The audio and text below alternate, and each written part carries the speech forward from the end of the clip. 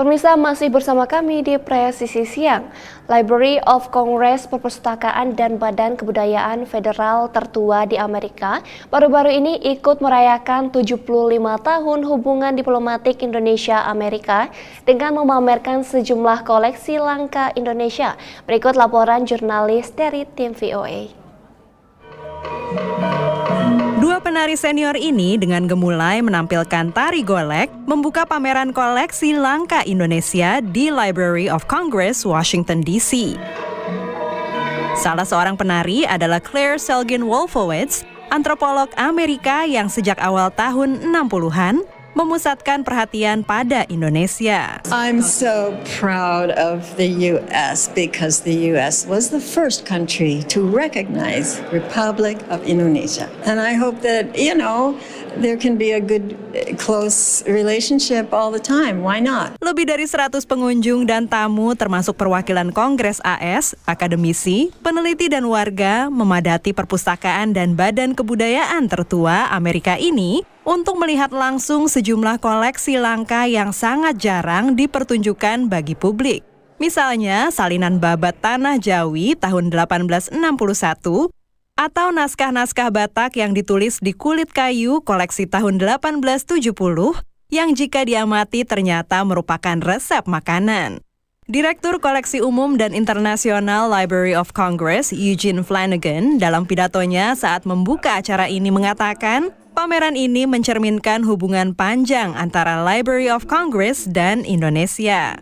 Koleksi langka milik perpustakaan yang dibangun pada April 1800 juga dimanfaatkan oleh banyak institusi akademik di dalam dan luar Amerika.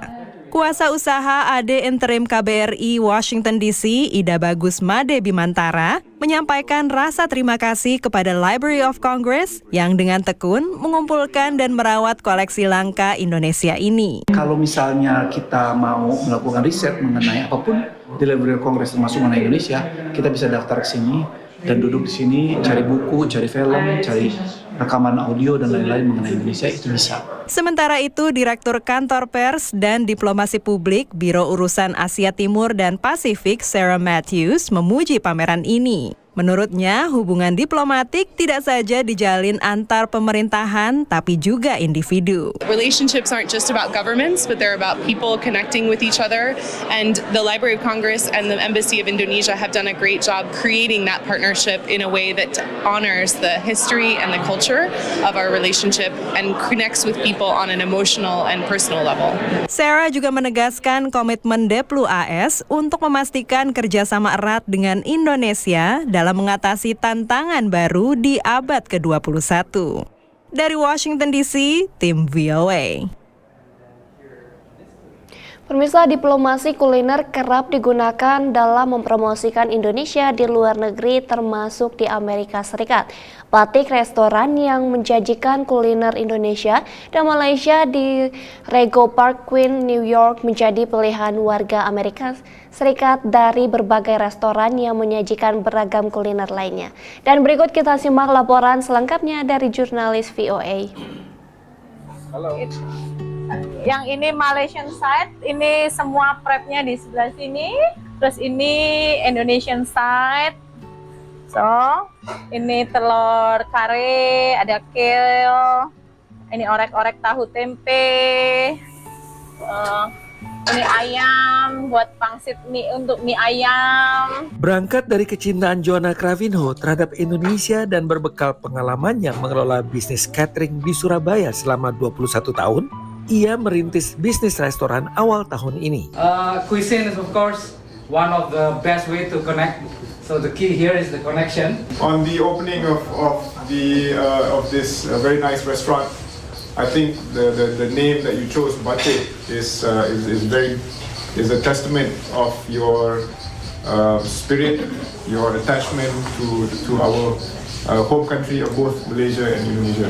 Bersama Maria Cynthia Dewi, dua bersaudara ini memperkenalkan kuliner Indonesia seperti rendang, ayam goreng batik, dan mie pangsit, serta kuliner Malaysia di Batik Restoran yang terletak di Rego Park, New York. Yang paling susah ngenalin makanan Indonesia ya. especially di daerah sini banyak orang European, banyak orang Russian, mereka masih nggak tahu makanan Indonesia. Mostly they only know Malaysian, but they know Bali. But they don't know Indonesia. Namun menurut Joanna, makanan Indonesia lebih banyak dipesan oleh warga Amerika yang ingin mencoba, serta diaspora Indonesia dan Filipina yang juga banyak datang ke restoran ini. Seperti Chris dan Sam yang baru pertama kali mencoba makanan Indonesia dan Malaysia.